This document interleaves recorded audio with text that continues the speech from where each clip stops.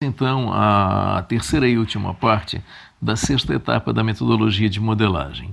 Aqui nós queremos tratar destaque de detalhes da implementação e destaque de restrições temporais. Tá? Muito bem, começamos então com o terceiro ponto da sexta etapa, destaque de detalhes da implementação. Muito bem, para isso nós vamos usar o diagrama de utilização, o Deployment Diagram. Então eu estou dizendo ali, olha, vamos usar o diagrama de utilização para destacar os elementos que comporão a instalação do programa. A modelagem segundo ponto, a modelagem referente à instalação não está associada ao paradigma de orientação a objetos. Tá? Então, qual é o ponto? Olha, como é a instalação do meu programa? O que é meu programa? O meu programa é um arquivo executável apenas de... Ok, não há muito o que detalhar. O meu programa é um arquivo executável mais um conjunto de DLLs. O meu programa é um arquivo executável mais um conjunto de DLLs, mais um conjunto de imagens, mais um conjunto de arquivos de configuração, etc, etc, etc, distribuídos num conjunto de pastas. Opa, aí começou a ficar um pouco complicado. Então é melhor descrever isso. Então essa é a ideia, né? Então aqui nesse ponto eu estou dizendo o seguinte, olha, qual é o espírito, né? Como é que eu faço isso? Muito bem, então ali está o algoritmo. Primeiro passo, identificar que elementos comporão a instalação do meu programa. E obviamente, como estou esclarecendo ali, isto está ligado às soluções tecnológicas adotadas. Qual é o conjunto de elementos, conjunto de arquivos, sejam eles executáveis, arquivos de ajuda, arquivos de imagem, arquivos de configuração, etc. Qual é o conjunto de elementos que compõem a instalação do meu programa? Não apenas o conjunto de elementos no sentido de arquivos, mas também pensando em como eles estão organizados. Eles estão organizados em pastas.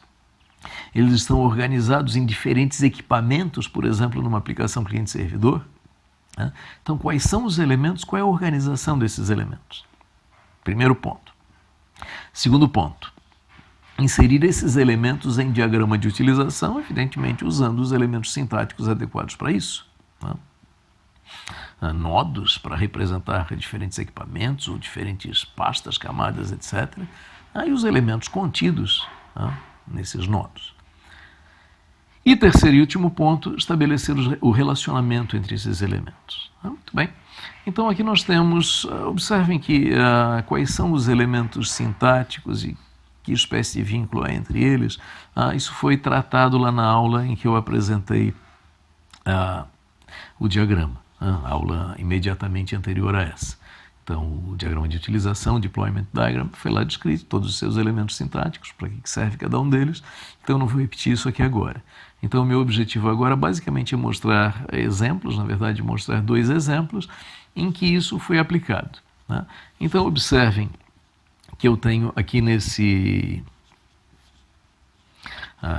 diagrama uma instância de nodo, um PC, um computador pessoal, e eu tenho 5 artefatos colocados nesse computador.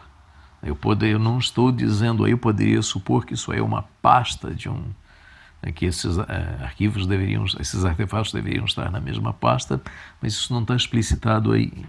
Poderia. Bom, quais são esses 5 artefatos que correspondem ao jogo da velha? Bom, então, começando, olhando dentro da instância de nodo superior esquerdo, eu tenho o artefato jogo da velha.jar.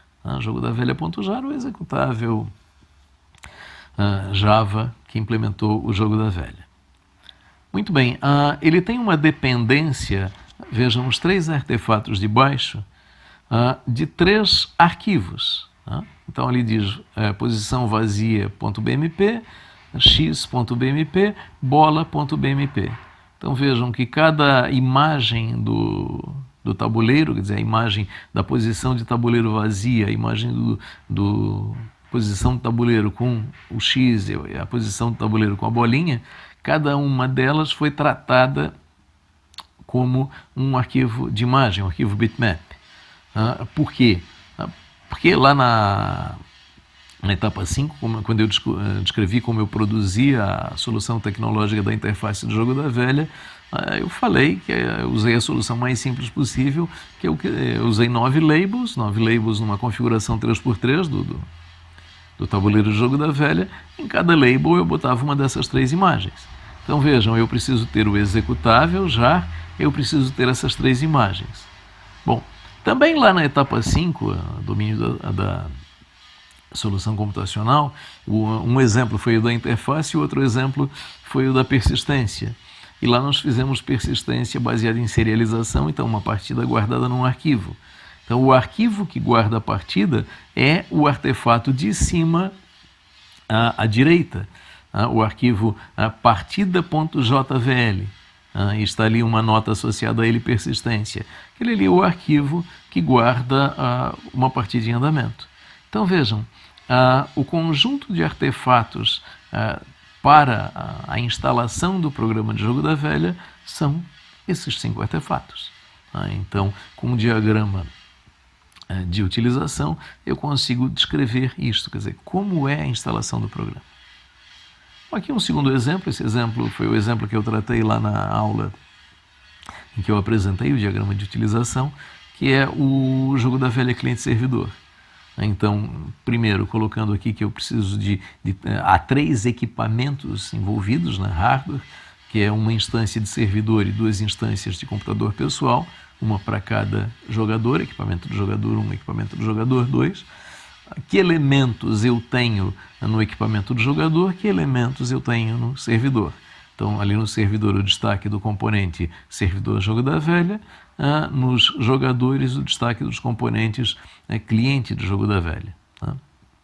E nos equipamentos dos jogadores, ainda tem ali, logo abaixo do componente cliente do jogo da velha, o artefato jogo da velha.jar, que manifesta, que implementa o cliente do jogo da velha, implementa aquele componente, e é ligado a ele ainda um arquivo de configuração, para configuração da interface gráfica, que permite que a aparência da interface gráfica de um jogador possa ser diferente da do outro. Muito bem, então essa é a ideia em torno do diagrama de utilização, o Deployment Diagram. Quer dizer, descrever qual é o conjunto de elementos que compõem a instalação do meu programa. Muito bem, a quarta e última situação especial desta aula da etapa 6, o destaque de restrições temporais. Então, estou dizendo ali que, evidentemente, nós vamos usar o diagrama de temporização para destacar essas restrições temporais. E eu estou dizendo ali, e até algo que já foi tratado na aula que apresentou o diagrama de temporização, o quê? Que as restrições temporais são associadas ou à permanência em estados ou ao período entre interações. Quer dizer, quanto tempo eu permaneço num estado ou quando deve ocorrer uma interação, um envio de mensagem, uma invocação de método. Muito bem. Quais são os passos para a modelagem de restrições temporais? Então, aí estão listados. Primeiro deles, identificar restrições temporais na especificação de requisitos. Quais são as restrições temporais? Um determinado tempo de resposta para uma invocação pode ser de no máximo 1 segundo, e por aí vai. Em princípio, as restrições temporais estão na especificação de requisitos, se eu tiver uma especificação de requisitos adequada. Segundo, identificar em que casos de uso ocorrem. Aquelas restrições temporais estão contidas em que situações da execução, consequentemente contidas em quais casos de uso. Terceiro, incluir os objetos envolvidos em cada situação identificada. Então, já no diagrama de temporização, inserir os objetos. Lembrando, os objetos são aqueles retângulos que ocupam toda a extensão horizontal do diagrama, então vou empilhar os objetos uns sobre os outros, os objetos envolvidos. Terceiro passo, incluir os objetos em cada situação identificada no diagrama de temporização. Quarto passo, identificar as transições de estado e inserir os estados nos objetos. Então nós sabemos que no diagrama de temporização os estados estão descritos dentro, a evolução de estados está descrita dentro dos objetos, não é isso? Então, nós vamos colocar num formato ou no outro daqueles dois formatos alternativos do diagrama. Então eu digo ali, ainda no item 4, ali as duas observações: transições decorrentes da execução dos métodos envolvidos, evidentemente, a partir dos diagramas de máquina de estados. Então, em princípio, eu vou transcrever para esse diagrama transições que eu já coloquei num diagrama de máquina de estados. Não necessariamente. Se eu não produzir o diagrama de máquina de estados, vou produzir agora. Vou produzir este diagrama. Quinto passo: incluir as mensagens trocadas. Então, quais são as interações entre objetos? E aí eu estou dizendo ali, a partir da modelagem de casos de uso com diagramas mosquito. A partir da modelagem de casos de uso com diagramas de interação. Então, isso aí certamente eu fiz a modelagem de casos de uso com diagrama de sequência. Eu vou pegar as mensagens, as interações que estão no diagrama de sequência e vou levar para o meu diagrama de temporização. E sexto e último passo, que é o fundamental do uso desse diagrama, é aquilo que eu não fiz lá nem no diagrama de máquina de estados, nem no diagrama de sequência.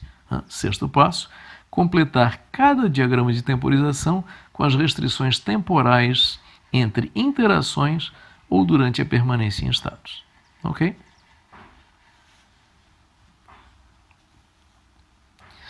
Muito bem, então aqui nós temos um exemplo, que é o exemplo mostrado na aula em que eu apresentei o diagrama de temporização, onde eu tenho aqui uma descrição do jogo da velha, onde eu tenho ali o tabuleiro e a janela principal, instância de tabuleiro em cima, instância de janela principal embaixo, e basicamente eu estou dizendo aí o quê? Que eu tenho restrições temporais para execução do jogo da velha. Eu tenho restrições temporais para execução do jogo da velha. Quais são essas restrições temporais? Então, o que eu vejo, olhando para o diagrama de baixo, descrevendo isso rapidamente.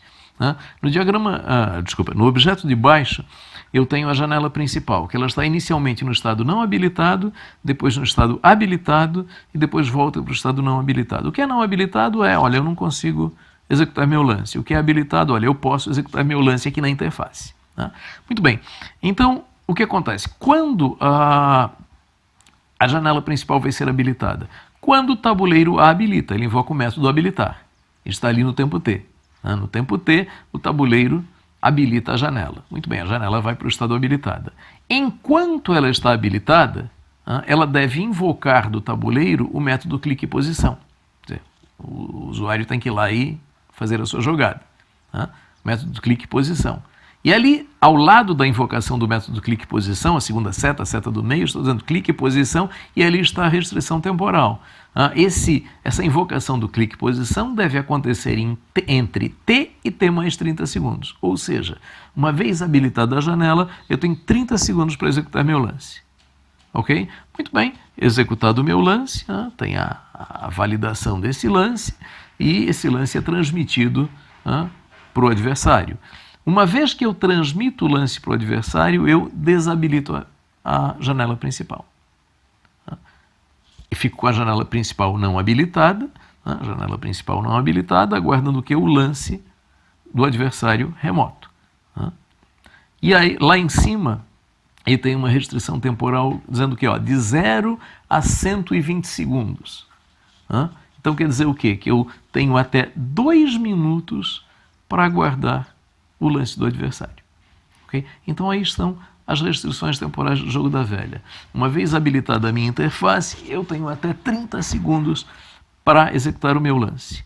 E uma vez que eu executei meu lance e ele é transmitido, eu aguardo até 2 minutos pela chegada do lance do adversário. Uma observação rápida. E se o meu lance for inválido?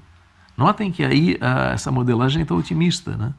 Eu cliquei em posição, em seguida tem o método validar e eu transmito. Mas eu sei que só faz sentido eu transmitir o meu lance se for um lance válido. Não é isso? Então, puxa, onde é que estão os branches condicionais desse diagrama? Não tem. Né? Então ele é um diagrama muito limitado tanto para modelagem de estados como para modelagem de interação. Então, a ideia desse diagrama é o que? Olha, se eu precisar de outras possibilidades, eu vou criando outros diagramas, né, além desse, né, mas eu não consigo, eu não tenho nesse diagrama toda a expressividade de modelagem de estados e modelagem de interação que eu tenho nos outros diagramas da UML. Okay? Então, basicamente, é um diagrama onde eu coloco evolução de estados e interação, basicamente para destaques de restrição temporal. Muito bem, com isso nós fechamos as 4 situações especiais, né, os quatro grupos, né, de situações especiais da etapa 6, e nós fechamos a etapa 6. E que resultados eu teria após a 6ª etapa? Então aqui nós temos o quê? Uma revisão das etapas que nós tivemos do processo de modelagem para chegar aqui até a 6ª etapa. Então na etapa 1, a primeira modelagem estrutural e dinâmica do sistema em alto nível de abstração. Etapa 2, identificação de atributos no diagrama de classes. Etapa 3, refinamento de casos de uso, né? Diagrama de atividades, diagrama de comunicação, diagrama de sequência. Quarta etapa, modelagem de estados com diagrama de máquina de estados. Etapa 5, modelagem do domínio da solução computacional, que é a repetição das 4 primeiras etapas, porém com foco no domínio da solução computacional, porque nós supomos que as 4 primeiras etapas têm foco no domínio do problema. E agora, finalmente, 6ª etapa, destaque de situações especiais. Aquelas situações especiais que eu identifiquei, eu as tratei. Então, apenas quando eu identifico situações especiais, efetivamente eu vou tratá-las. Quais são essas situações especiais que eu tratei na 6ª etapa? Então aqui nós temos um resumo, né, das 4 situações especiais. A primeira situação especial colocada lá em cima, modelagem de interface. Na verdade, modelagem da dinâmica de navegação da interface. Né? Segunda situação especial, modelagem de destaques estruturais ali na atividade maior, né, em roxo. Com 3 possibilidades, modelagem de relacionamentos, de composições e de arranjos funcionais.